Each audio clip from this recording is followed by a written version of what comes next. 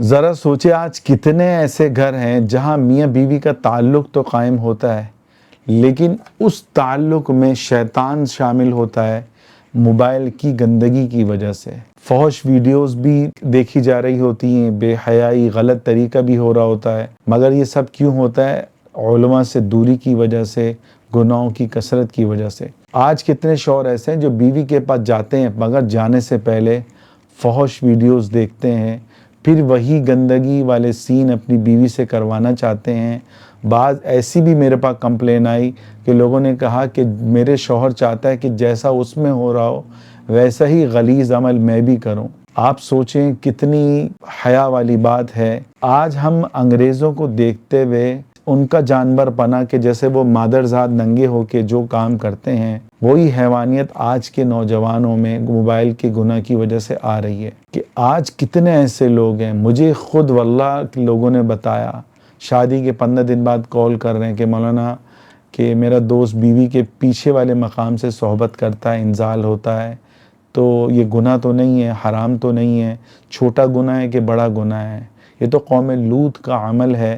اس عمل پر قوم لوط پر 3 عذاب آئے۔ پہلے چیخ کا عذاب آیا اور ویسی ایک خوفناک چیخ کہ ان کے کانوں کے پردے پھٹ گئے۔ پھر اللہ نے فرشتے کو حکم دیا، حضرت جبرائیل نے جو ہے نا ان کی زمین کو اپنے پر پہ لیا اور اس کو آسمان پہ لے جا کے اس زمین کو الٹا گرایا، اور تیسرا عذاب پھر ان پر پتھروں کی بارش ہوئی۔ 3 عذاب آئے۔ یہ ایسا گندا عمل ہے کہ جو اللہ کی اتنی بڑی نافرمانی کا سبب بنا، اور یہ قوم کر رہی ہے مگر کیوں بچی ہوئی ہے؟ اللہ کے نبی صلی اللہ علیہ وسلم نے فرمایا کہ اللہ میری امت پر اجتماعی عذاب نہ آئے۔ کتنے ایسے لوگ ہیں میرے عزیزوں جو حیض کی حالت میں بھی بیوی سے تعلق قائم کر لیتے ہیں اور خواہش کی وجہ سے اللہ کے حکم کو بھول جاتے ہیں، اور افسوس کتنے ایسے لوگ ہیں جو صحبت تو کر لیتے ہیں لیکن غسل کے فرائض معلوم نہیں ہوتے۔ یہ بھی نہیں پتا کہ غسل کے فرائض کیا ہیں۔ 25 سال سے نماز پڑھ رہے ہیں تو بیوی بتاتی ہے شادی کے بعد کہ غسل کے یہ فرائض ہیں، اور تمہیں تو نہیں پتا، تمہیں پتہ ہے غسل کے فرائض؟ اور نوجوان کہہ رہا ہے نہیں مجھے نہیں پتا۔ کتنے ایسے لوگ ہیں کہ جب بیوی کے پاس جاتے ہیں تو حیا کو بھول جاتے ہیں، جانوروں کی طرح جو ہے کوئی چادر نہیں، کچھ نہیں۔ اس طرح کرنا یہ خلاف سنت ہے۔ یاد رکھے شیطان صرف گناہ نہیں کرواتا بلکہ آہستہ آہستہ انسان کے دل، دماغ، غیرت اور عبادت سب کو تباہ کر دیتا ہے۔ تو آج ہم ان 5 گناہوں کو بیان میں مختصراً کروں گا اور تفصیل سے بھی انشاءاللہ میں ان کو ریکارڈ کراؤں گا۔ تو مختصراً ان گناہوں کو سنیں جو آدمی بیوی کے قریب ہوتے ہوئے کرتا ہے یا کر سکتا ہے یا کرتے ہیں لوگ۔ سب سے پہلا گناہ کہ فحش ویڈیو کی عادت پڑ گئی شادی سے پہلے۔ اب جو انگریزوں کو دیکھ رہے ہیں، بیوی سے کہا جا رہا ہے کہ بھائی جیسے اس فلم میں ہو رہا ہے تم میرے ساتھ ایسے ہی کرو، تو یہ گناہ کرنا گویا کہ زنا ہوتے ہوئے آپ زنا کو دیکھ رہے ہو اور اس زنا کو اپنی بیوی کو بھی دکھا رہے ہو۔ کتنا زنا اتنا بڑا گناہ ہے۔ حدیث میں آتا ہے جب بندہ زنا کرتا ہے اس وقت ایمان اس کے اندر نہیں ہوتا۔ دوسری حدیث میں آتا ہے کہ زنا کرنا ایسا ہے کہ گویا کہ اس بندے کی 70 سال کی نیکیاں ضائع کر دی گئیں۔ اتنا خطرناک گناہ ہے۔ تو یہ معمولی گناہ نہیں ہے کہ آپ زنا ہوتے ہوئے دیکھ رہے ہو اور بیوی کو بھی دکھا رہے ہو۔ تو میرے عزیزوں آج بہت سے شوہر ایسے ہیں جو موبائل پر فحش ویڈیوز دیکھتے ہیں، پھر وہی گندے سین اپنی بیوی سے بھی کروانا چاہتے ہیں۔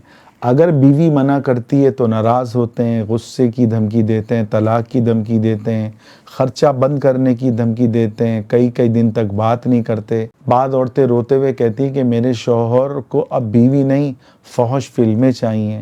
فحش فلمیں ذریعہ ہیں اور میں اس کا گناہ کا ذریعہ بنی ہوئی ہوں۔ کتنے ایسے ہمارے بڑے علماء کے پاس فون آئے، عورت کہتی میں کیا کروں، میں طلاق لوں کہ نہ لوں ایسے شوہر سے۔ میرے عزیزوں فحش دیکھنا یہ آنکھوں کا گناہ کے ہونے کے ساتھ ساتھ یہ آپ کے ایمان کو تباہ کر دیتی ہے۔ قرآن میں اللہ فرما رہے ہیں قُلْ لِلْمُؤْمِنِينَ يَغُضُّوا مِنْ أَبْصَارِهِمْ وَيَحْفَظُوا فُرُوجَهُمْ۔ اللہ کہہ رہا ہے کہ آپ ایمان والے اور میرے عاشقوں سے کہہ دیں کہ اپنی نگاہوں کی حفاظت کریں، اور جب نگاہوں کی حفاظت ہوگی تو کیا ہوگا؟ فرمایا اپنی شرمگاہوں کی بھی حفاظت کریں۔ تو گویا کہ جو نگاہ کی حفاظت کرتا ہے اس کی شرمگاہ کی بھی حفاظت ہوتی ہے۔ حدیث میں آتا ہے زنا العین النظر، کہ بد نظری کرنا یہ آنکھوں کا زنا ہے۔ ایک عورت نے روتے ہوئے کہا کہ میرا شوہر جو ہے موبائل پر گندی ویڈیوز دیکھتا ہے، پھر مجھ سے وہی کروانا چاہتا ہے، اگر میں منع کرتی ہوں تو مجھے طلاق کی دھمکی دیتا ہے، میں کیا کروں؟ تو یہ سب میرا عزیزو موبائل کی نحوست ہے، گھر کے گھر اس سے تباہ ہو رہے ہیں۔ جو یہ عمل کرتا ہے یاد رکھیں وہ بیوی مجبور ہوتی ہے، وہ اپنی محبت آپ کو نہیں دے سکے گی، آپ اس کے دل سے نکل چکے ہو، وہ مجبوراً برداشت کر رہی ہے۔ یاد رکھیں، ہر وہ بندہ یاد رکھے اس کی بیوی مجبوراً ایسے خبیث اور منحوس شوہر کو برداشت کر رہی ہے کہ وہ اس کی مجبوری بن چکا ہے کہ وہ بچے کو لے کے جائے تو کہاں لے کے جائے۔ تو خدا را بیوی کی بددعا لینے سے بچیں، یہ کبیرہ گناہ ہے۔ حلال راستہ موجود ہے پھر بھی آپ کو حرام چاہیے۔ اور دوسرا گناہ بیوی کے دبر میں صحبت کرنا، یعنی قوم لوط والا راستہ اختیار کرنا کہ اس کے پیچھے کے راستے کو استعمال کرنا۔ یہ بھی فحش ویڈیوز، موبائل پہ غلط فلمیں دیکھ کے ہماری قوم اس تک پہنچ گئی۔ ایک نوجوان کی شادی ہوئی، واللہ شادی کے ایک ہفتے بعد اس نے مجھ سے فون پہ پوچھا کہ مولانا مجھ سے یہ گناہ ہو گیا، میں کیا کروں؟ میں نے کہا ایک ہفتہ ہوا تمہیں بیوی کا حلال راستہ نظر نہیں آیا، تمہیں ڈائریکٹ ایک ہفتے بعد ہی حرام راستہ نظر آیا، تو سوچیں یہ وہ گناہ تھا جس پر بستیاں الٹا دی گئیں، آسمان سے پتھروں کی بارش ہوئی۔ ابو داؤد کی حدیث ہے، ملعون من اطا امرأتہ فی دبرہا، کہ ملعون ہے، لعنتی ہے، خبیث ہے وہ شخص جو اپنی بیوی کے پیچھے والے مقام سے صحبت کرے۔ اللہ کے رسول کی لعنت ہے، کتنی بڑی وعید ہے۔ ایک اور حدیث میں آتا ہے، لا ينظر اللہ الی رجل اتی امرأتہ فی دبرہا، کہ اللہ تعالیٰ ایسے شخص کی طرف نظر رحمت نہیں فرماتا، اس کو اس لائق ہی نہیں سمجھتا کہ اللہ اس کو رحمت کی نگاہ سے دیکھے جو بیوی کے دبر میں انزال کرتا ہے۔ یہ سنن الکبریٰ کی حدیث ہے 9015۔ اسی طرح میرے عزیزوں، بیوی کے قریب آتے ہوئے تیسرا کبیرہ گناہ کیا؟ حیض کی حالت میں بیوی سے تعلق قائم کرنا۔ آج بعض لوگ خواہش کے سامنے اللہ کے حکم کو بھول جاتے ہیں۔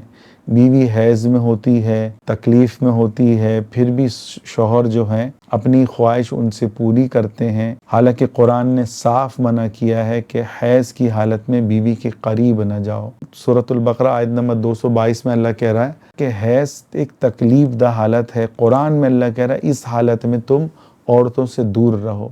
ترمذی کی ایک حدیث ہے، ایک حدیث نمبر 135، حدیث میں آتا ہے جو شخص حیض والی عورت یا پیچھے والی جگہ سے عورت سے تعلق قائم کرتا ہے، اس نے نازل کردہ تعلیم یعنی قرآن کی سری نافرمانی کی۔ بیوی کے قریب آپ گئے اور اگر آپ کو غسل کے فرائض نہیں معلوم ہوئے تو سمجھ لیں آپ بہت بڑے کبیرہ گناہ میں ملوث ہو گئے، بلکہ کبیرہ گناہ کی جو فیکٹری ہے نا، جو دلدل ہے، اس دلدل کے اندر آپ ڈوب گئے۔ آج کتنے نوجوان ایسے ہیں جو بیوی سے صحبت تو کر لیتے ہیں، ان کو غسل کے فرائض نہیں معلوم ہوتے۔ ایسے بھی بابے ملے جنہوں نے 60 سال تک بیوی سے تعلق قائم کیا، ان کو پنجاب میں پوچھا گیا تبلیغیوں نے کہ بھائی غسل کے فرائض کیا ہیں؟ انہوں نے کہا ہم نیڑے ڈبکی لگاتے ہیں غسل ہو جاتا ہے۔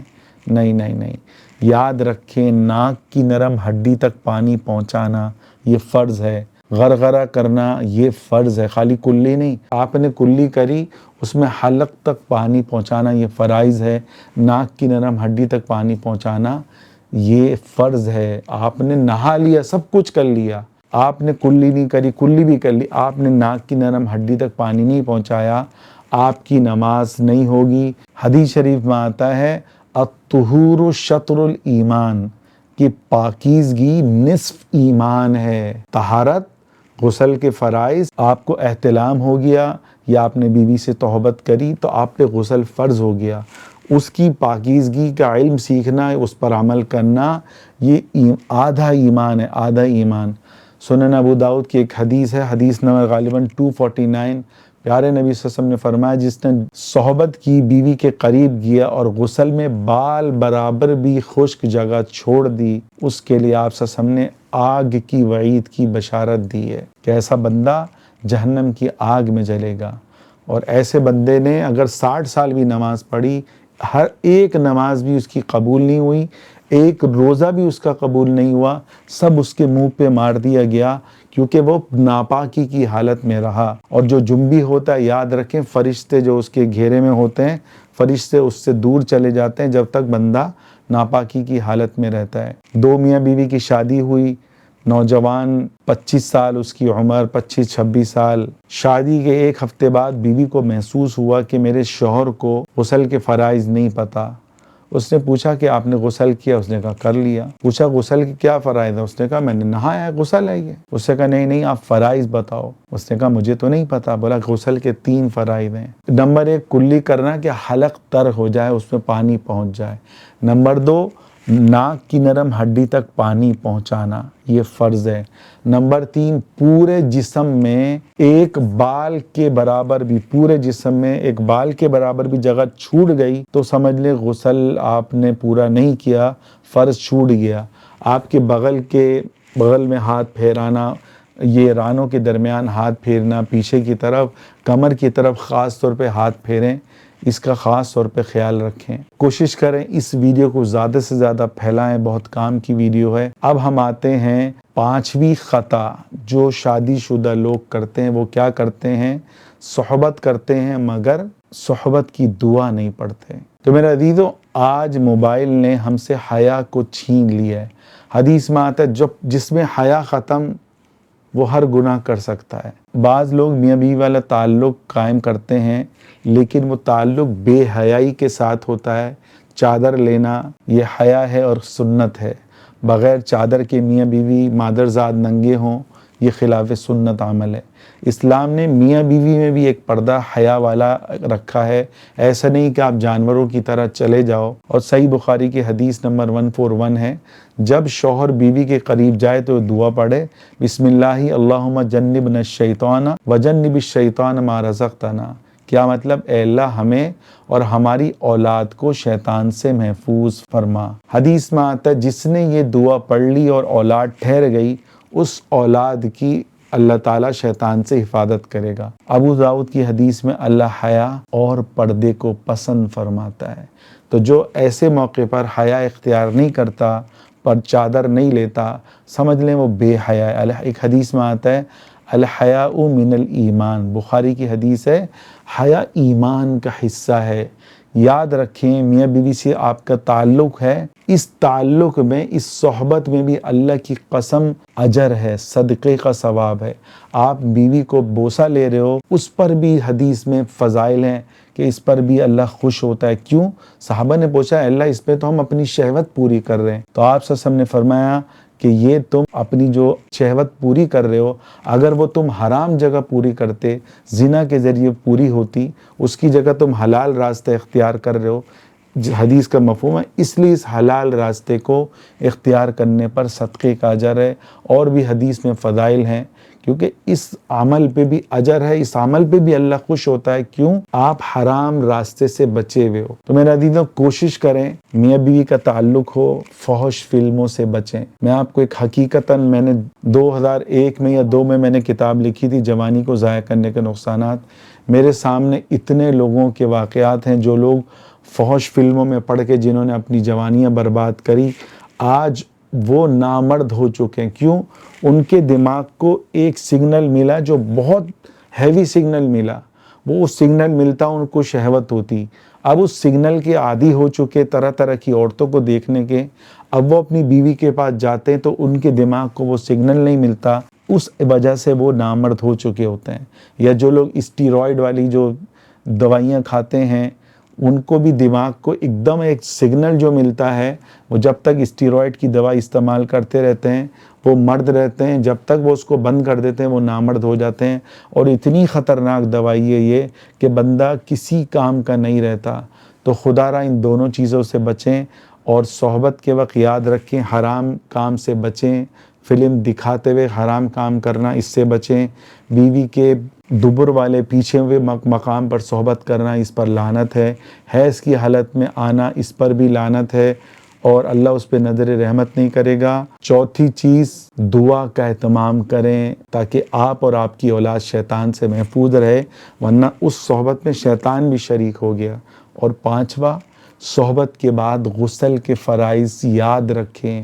ایسا نہ ہو کہ آپ نے نماز پڑھ لی 1 ہفتے بعد پتہ چل رہا ہے کہ جی میں نے تو وہ ناک کی نرم ہڈی تک، یہ مجھے ایک دوست نے پوچھا، کہنے کا مولانا میں نے تو 1 ہفتے تک جو ہے اس پر مجھے یہ ویڈیو ریکارڈ کرانی یاد آئی، اس نے کہا 1 ہفتہ ہو گیا میں نے صحبت کی، یا 5 دن غالباً بولے، اس نے کہا میں نے ناک میں کی نرم ہڈی میں پانی ڈالنا ہی میں بھول گیا تھا، صرف کلی کر لی اور نہا لیا۔ تو میں نے کہا نہیں، تمہاری 1 ہفتے کی نمازیں نہیں ہوئی، ان سب کو دوبارہ لوٹاؤ۔